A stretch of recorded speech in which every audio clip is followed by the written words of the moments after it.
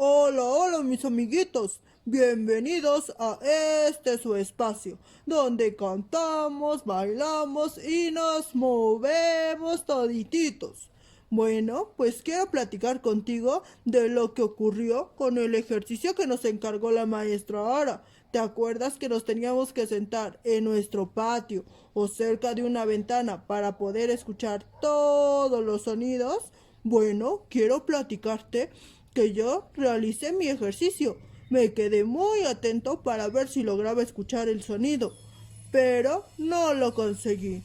Se escuchaban ruidos por todas partes. Pasaba el pan, pasaba una bicicleta, un carro, una moto, silbaban, chiflaban.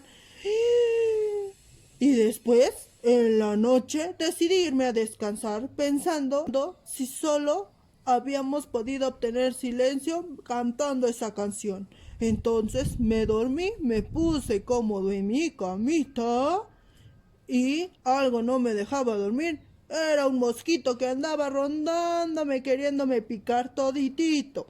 Me tapé muy bien de pies a cabeza y pasó un largo tiempo. Poco a poco los sonidos iban desapareciendo.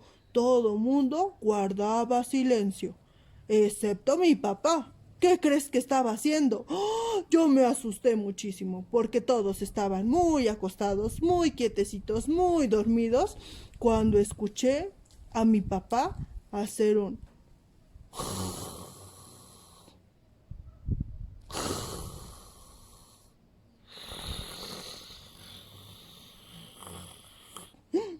Yo me asusté mucho, abrí mucho mis ojos y también mis orejitas para poder escuchar todo lo que estaba ocurriendo.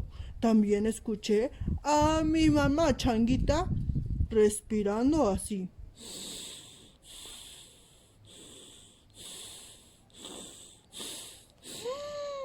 Y descubrí que nuestro cuerpo también hace sonidos. Quiero que el día de hoy te pongas a explorar con tu cuerpo qué sonidos hacen. Yo ya he descubierto algunos. Puedo chiflar.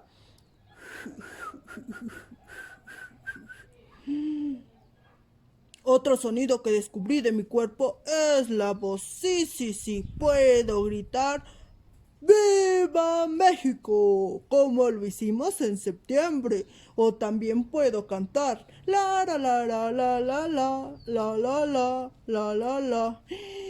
Con mis pies puedo hacer unos sonidos muy fuertes.